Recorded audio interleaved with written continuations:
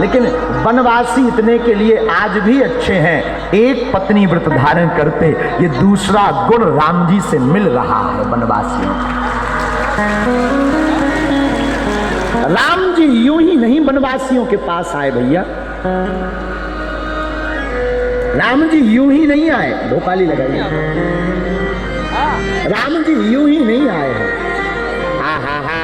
राम जी वनवासियों से इसीलिए मिलने आए क्योंकि जो वनवासियों के अंदर गुण है ना, वो तीजा किसी में नहीं है। तीसरा गुण सुनिए राम जी का, तीसरा गुण है राम जी का शाकाहार। बुरा मत मानना, राम जी जीवन भर शाकाहारी तो थे ही, आजकल कुछ वनवासी जरूर मांसाहारी हो गए। कुछ परिस्थिति ऐसी थी कि भोजन की व्यवस्था नहीं थी तो पशुओं को मारकर अपना पेट भरते थे। पर वनवासियों, ये तुम्हारा भोजन नहीं है, तुम्हारा भोजन कंद मूल फल आदि तुम्हारा भोजन है। अब समय आ गया है, तुम राम के साथी बनो, फिर से पुरानी पद्धति में पहुंच जाओ, तुम भी मांस को त्याग कर शाकाहारी बन जाओ। पुराने वनवासी शाकाहारी होते थे। ये तीसरा गुण है वनवासियों का और राम जी का एक। रुकिए, चौथा गुण सुनिए। आहा, तपस्वीमय जीवन। राम जी का जीवन तपस्या में रहा है। कौन सी तपस्या? गुरु के चरणों में। पहले गुरु गृह पढ़न गयो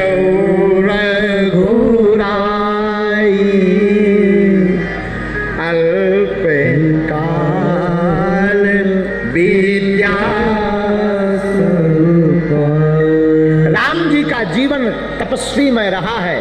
और वन में रहने वाले लोग वनवासी भी बड़े तपस्वी होते हैं। क्या धूप, क्या छांव, किसी की फिक्र नहीं। वो तो दिन ना रात वन में रह करके एक प्रकार से तपस्या में जीवन ही जीते। यहाँ जितने बाहर के लोग आए हैं, हम तुमसे पूछते हैं गर्मियों में क्या तुम बिना पंखा कूलर के सो लेते हो घरों में? जरा जवाब दीजिए। नहीं ना। पर भैया ये लोग जो है बिना पंखा, बिना कूलर, बिना एसी के जी लेते हैं, सो लेते हैं। तो राम जी भी अगर तपस्वी हैं तो ये वनवासी लोग भी तपस्वी ही हैं। ये चौथा गुण। अब जरा पांचवा गुण सुनिए राम जी का। पांचवा गुण राम जी में था संयम और धैर्य। वनवासियों में भी बहुत संयम है। कितना संयम नहीं है। इतने साल बीत गए, आज तक कोई महात्मा इनके घर पर नहीं आया, पर वनवासियों ने कभी सनातन धर्म नहीं छोड़ा। इतने साल बीत गए, सरकार की ठीक ठीक योजना इनके पास नहीं पहुंच पाई, पर आज भी वनवासियों ने भारत देश नहीं छोड़ा। ये संयम है, धैर्य है। राम जी के अंदर भी था, वनवासियों में भी यही है। अब वनवासियों में और राम जी में छठवीं समानता सुनिए। राम जी का छठवां गुण है खुद के वैद्य, स्वयं में वैद्य। वैद्य का मतलब डॉक्टर। कोई दिक्कत हो जाए तो राम जी बता देते, भाई ऐसा ऐसा कर लो, ऐसा ऐसा हो जाएगा। और यहाँ वन में रहने वाले वनवासी लोग भी अपने आप में वैद्य हैं। इन लोगों की इतनी औषधियाँ इन्हें पता होती हैं कि यहाँ डॉक्टर तो है नहीं, अंग्रेजी दवाई इंजेक्शन तो है नहीं, यहीं पर बीमारी होती और यहीं की औषधियों से अपने आप में ठीक कर लेते। ये राम जी का छठवां गुण वनवासियों से मिल रहा है।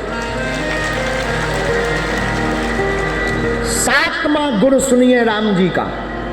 राम जी में सातवां गुण है योजनाओं से भरा जीवन। राम जी लंका भी गए ना तो योजना की, पहले मीटिंग की, जामवंत जी को मंत्री बनाया। जामवंत मंत्री अति बूढ़ा, जामवंत जी को मंत्री बनाया। हनुमान जी को लंका भेजा, जाइए जरा रावण की मूंछ अपनी पूंछ से उखाड़ कर आइए। हाँ, ऐसे काम नहीं चलेगा। रावण की मूंछ और हनुमान जी की पूंछ दोनों बराबर टक्कर में रही रामायण में। हाँ भैया, दोनों टक्कर में रही। तो कहा जाओ जरा पता करो जानकी जी कहाँ हैं। अच्छा आप ही बताओ, क्या राम जी को पता नहीं था कि जानकी मैया कहाँ है? बोलिए ना। अरे उनको सब पता है भैया, लेकिन मेरे प्यारे राम जी योजनाबद्ध कार्य करते हैं और वन में रहने वाले वनवासी भी योजनाबद्ध कार्य करते हैं। कोई शत्रु हमला करे तो ये अपने कबीले में बैठकर, अपने नगर में बैठकर योजना करते हैं, पर तीर बाण से इन पर अटैक करते हैं। तो ये वनवासी और राम जी में दोनों में समानता है। अब आठवां गुण और वनवासियों में समानता सुनिए। राम जी में आठवां गुण था सेवा और सहयोग। राम जी सेविक हुए, सेवी, बहुत सेवा की, गुरु जी की भी सेवा की, संतों की भी सेवा की, यज्ञ की रक्षा राम जी ने की, ये सेवा है। राम जी ने सहयोग भी किया, किसका? केवट का। केवट का चरण धुलाने में राम जी सहयोग किए, वरना लक्ष्मण जी कौन धुलने दे रहे थे। राम जी ने सहयोग भी किया बानर भालुओं का, और बानर भालुओं ने राम जी का सहयोग किया। तो राम जी में सेवा है, राम जी में सहयोग भी है, और वनवासी भी। आज यहाँ इस वन में, कल्दा के जंगल में लगभग 10,000 लोग रुके हैं बाहर के, पर एक भी व्यक्ति ऐसा नहीं है जो बिना छाया के सोया हो। सब वनवासियों ने अपने अपने घरों में किसी ना किसी को लिटा रखा है। हाँ, सबको लिटा रखा है। रिश्तेदार तो घर में रुके सो तो ठीक है, और सच बता दें वनवासियों, तुम भी भाग्यशाली हो जो कभी जिंदगी में तुम्हारी रिश्तेदारी नहीं चली, वो भी रिश्तेदार तुम्हारे यहाँ वर्तमान में पूरी खाने आए। कुछ बता रहे थे हमको, हाँ जी या ना जी, ये सही है कि गलत? हमको एक दादाजी बता रहे थे, बोले महाराज जी जो रिश्तेदारों के कभू दर्शन नहीं भया, वे 5 दिना से डेरा डाले हैं गुरु जी। तो वनवासियों में भी सेवा है और सहयोग है। राम जी का 9वां गुण सुनिए। राम जी में 9वां गुण है रिश्तों में सम्मान।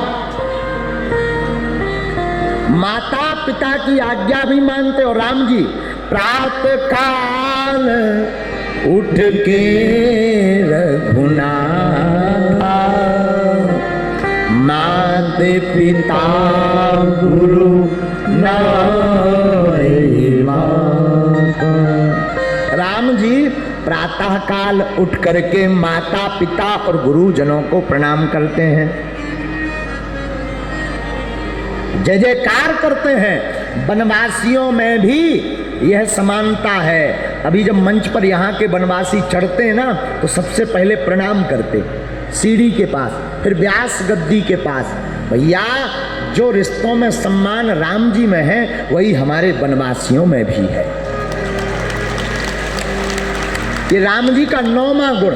अब जरा 10वां गुण सुनिए राम जी का। राम जी का 10वां गुण है भगवान को बहुत प्रिय भक्त हैं।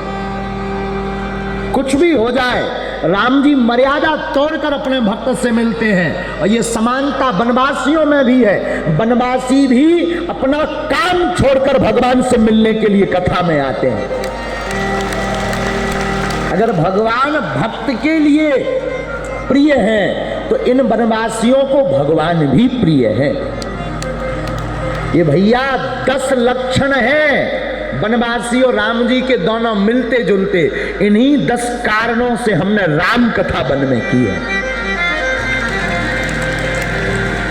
ये वो कारण हैं जिन कारणों से हमने राम कथा वन में की है, और हमें विश्वास है इस राम कथा से सब वनवासी राम राम जपेंगे। हाँ जी या ना जी? बोलो ना, जपोगे ना?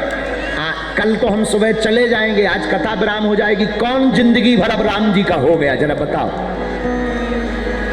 अच्छा मान लीजिए कोई दूसरे धर्म का व्यक्ति आएगा और तुम्हें बहकाएगा कि तुम भगवान भगवान के चक्कर में ना पड़ोगे, तो क्या तुम उसकी बातों में आ जाओगे? बोलो, जोर से हाथ उठाकर बताओ, आ जाओगे क्या? अच्छा नहीं आओगे ना तुम, तो फिर अब एक बात बता दे, गीत याद आ रहा, सुना दे। जपेगा कोई दिल वाला,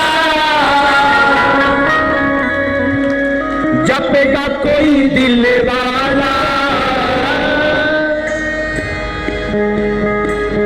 राम राम राम राम।